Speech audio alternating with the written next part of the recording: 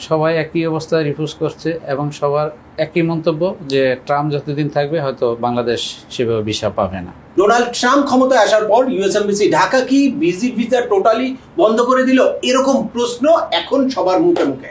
আজকে মাত্র US embassy Dhaka থেকে ভিসার ইন্টারভিউ দিয়ে আমার সামনে বসা আছে আমাদের এক ভিউয়ার্স, তার মুখ থেকে এখন শুনবো যে ইউএস এমবাসি ঢাকার বর্তমান অবস্থা বা প্রচুর পরিমাণে যে ইন্টারভিউ দিচ্ছে তাদের ভিসার রেশিও কিরকম বা কেন প্রচন্ড ভাবে হতাশ হচ্ছে এখন যারা ইন্টারভিউ পাচ্ছে বা এখন যারা ইন্টারভিউ দিচ্ছে। তবে আপনারা যারা এখন নতুন করে আবেদন করবেন তাদের কিন্তু হতাশ হওয়ার কোনো কারণ নাই, তাদের কি সম্ভাবনা আছে সেটা নিয়ে আলোচনা করব ভিডিওর শেষ মুহূর্তে। তো চলুন শুরু করা যাক। তার আগে বলে নিচ্ছি, যারা আমাদের চ্যানেলে নতুন বা আমাদের চ্যানেলটি এখনো সাবস্ক্রাইব করেনি please hit the subscribe button, আর যারা অলরেডি সাবস্ক্রাইব করেছেন তাদেরকে অসংখ্য ধন্যবাদ। আর আমাদের এই চ্যানেলে ইউএস এর ভিজিট, পড়াশোনা, ওয়ার্ক পারমিট এবং মাইগ্রেশন সংক্রান্ত বেশ কিছু আপডেটেড ইনফরমেশন আছে। আপনারা যারা যেই টপিকস ইন্টারেস্টেড দয়া করে ওই রিলেটেড সকল ভিডিওগুলো দেখবেন। এরপর ছোটখাটো প্রশ্ন থাকলে ভিডিওর নিচে কমেন্টস করবেন। আর তারপরেও একান্ত ব্যক্তিগত পরামর্শ বা আমাদের কোনো সার্ভিস নিতে চাইলে ডিসক্রিপশনে থাকা হোয়াটসঅ্যাপ নম্বরে অ্যাপয়েন্টমেন্ট বুক করে সরাসরি যোগাযোগ করতে পারেন। অ্যাট দ্য সেম টাইম আমাদেরকে ইমেল করতে পারেন। এবং আগামী 1 ফেব্রুয়ারি ঢাকার গুলশান লেকশোর হাইটস হোটেলে একটা সেমিনার অনুষ্ঠিত হতে যাচ্ছে, যেখানে আমি সরাসরি থেকে ইউএস এর B1 B2 ভিসার কমপ্লিট গাইডলাইন দিব। আপনারা চাইলে খুব সহজেই সেই সেমিনারে অংশগ্রহণ করতে পারেন। একদম 4 স্টার একটা হোটেলের এনভায়রনমেন্টে আমার সাথে 2 ঘন্টা থাকার সুযোগ এবং একটা স্ন্যাক্সের আয়োজনও আছে। সেখানে আপনারা কমপ্লিট ধারণা পাবেন বর্তমানে ইউএস এর ভিজিট ভিসার কি অবস্থা, কবে আবেদন করলে আপনাদের ভিসার চান্সেস বেশি থাকবে, আবেদনের প্রস্তুতিটা কি বা ইন্টারভিউ কৌশল সংক্রান্ত ডিটেলস আলোচনা থাকবে। চলুন আমরা এখন মূল আলোচনায় চলে যাই। আজকের বাস্তব অভিজ্ঞতা আমাদের জসিম সাহেব, আমাদের একজন দীর্ঘদিনের ফলোয়ার ভিউয়ার্স, যিনি এইমাত্র ইন্টারভিউ দিয়ে এসেছে, ওনার মুখ থেকে শুনবো একদম রিয়েল সিনারিটা এখন ইউএস এমবাসি ঢাকা কি পরিমাণ ভিসা দিচ্ছে। জি আসসালামু আলাইকুম, কেমন আছেন? আলহামদুলিল্লাহ স্যার, ভালো আছেন? আন্তরিকভাবে দুঃখিত, আমি গতকালকেও একটা ভিডিও দিয়ে আপনাদেরকে আসলে সচেতন করার চেষ্টা করেছি। আমি প্রতিনিয়তই লাস্ট কিছুদিন ধরেই এ ধরনের ইনফরমেশন পাচ্ছিলাম, অনেকেই এসছে, তো মনে হলো যে আমি আপনার এরকম একটা অভিজ্ঞতা শেয়ার করা দরকার। আমাদের দর্শক যারা রিসেন্টলি এখন ইন্টারভিউর জন্য অপেক্ষা করছে বা নিয়ার ফিউচার ইন্টারভিউ দিবে তাদের জন্য বলেন তো কি অবস্থা, কয়টা আপনার ইন্টারভিউ ছিল?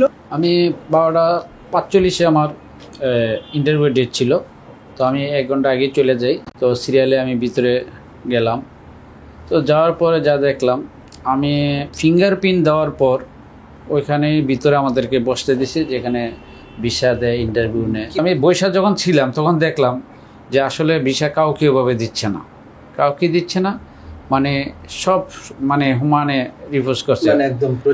তো আমার মনে হয় যে এটা হলো জাস্ট ফর্মালিটি, তাদের যে ইন্টারভিউ নেওয়া দরকার হতো নিচ্ছে। কি পরিমাণ লোকজনের সমাগম, অনেক সমাগম, অনেক।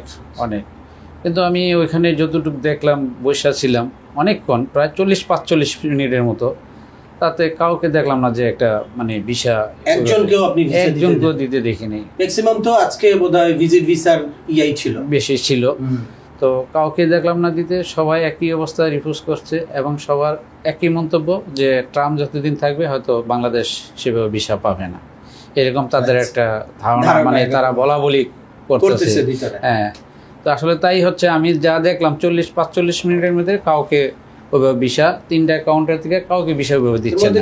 মানে হাই প্রোফাইলের লোকজন, আপনার হাই প্রোফাইল অনেক নাট্যকার দেখলাম আছে, অনেক ভালো ভালো লোক আছে দেখলাম, বিজনেসম্যান আছে, কিন্তু ওইভাবে কাউকে দেখলাম না ভিসা দিচ্ছে। আপনার ইন্টারভিউটা কয় নাম্বার কাউন্টারে করেছিল? মেইন ইন্টারভিউটা 8 নম্বর কাউন্টারে। 8 নম্বর কাউন্টারে, জি। আচ্ছা, যাওয়ার পরে তারপর আপনাকে কি জিজ্ঞেস করলো? সিরিয়ালে প্রথমে জিজ্ঞেস করলো কেন যাবেন, কোথায় যাবেন, আপনার মান্থলি ইনকাম কত, আপনি কি সিঙ্গেল যাবেন, আপনি ওয়াইফ কেন যাবে না, এটুকুই, এর বেশি কিছু না।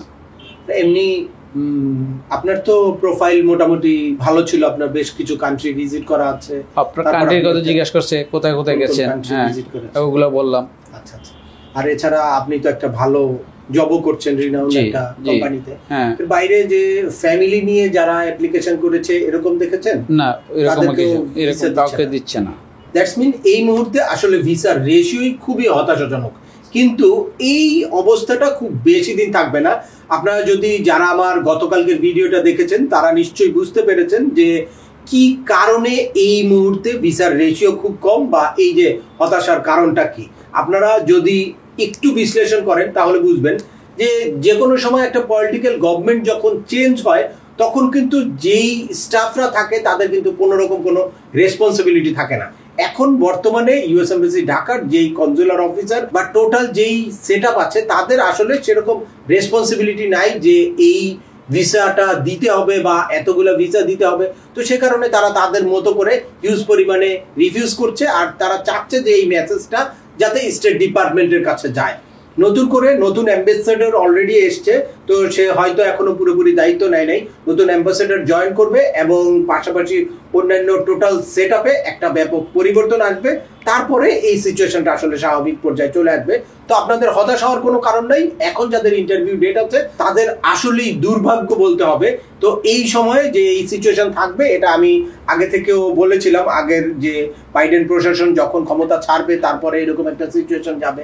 তাই আপনারা এখন চাইলে যদি সম্ভব হয় তাহলে আপনারা এখন এই সিচুয়েশনটাকে অ্যাভয়েড করার জন্য আপনাদের ইন্টারভিউ ডেটটা পিছিয়ে নিতে পারেন। আর নতুন করে এখন যারা আবেদন করবে তাদের জন্য আমি বলবো এটা একটা গোল্ডেন অপরচুনিটি। এখন যারা আবেদন করছে তারা কিন্তু ইন্টারভিউ ডেট পাচ্ছে 26 সালের মার্চে বা ফেব্রুয়ারিতে বা এপ্রিলে। সেই সময়ে আমি মনে করছি যে ভিসার রেশিও অনেক ভালো থাকবে, যেহেতু ওয়ার্ল্ড কাপ ফিফার টুর্নামেন্ট অনুষ্ঠিত হবে এই 2026 এর জুন জুলাইয়ে।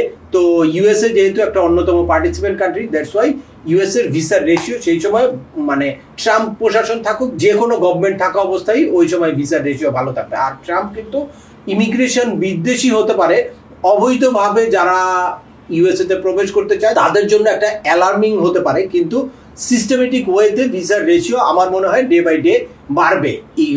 ভিজিট ভিসা, স্টুডেন্ট ভিসা এবং work permit related employment base যেই ভিসাগুলো আছে এই ভিসাগুলোর রেশিও গ্রাজুয়ালি বাড়বে। জাস্ট এখন নতুন সেট আপটা তৈরি হতে যতটুকু সময়। তাহলে আজকের ভিডিওটা দীর্ঘায়িত করছি না। আশা করি এই ভিডিওতে আপনারা ইউএস এমবাসি ঢাকার একদম লেটেস্ট একটা সার্কামস্টেন্স, লেটেস্ট একটা আপডেট বুঝতে পারলেন।